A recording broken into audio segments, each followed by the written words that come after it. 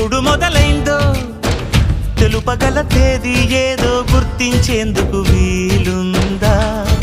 ప్రణయం ఎవరి హృదయంలో ఎప్పుడు ఉదయిస్తుందో గమనించే సమయం ఉంటుందా?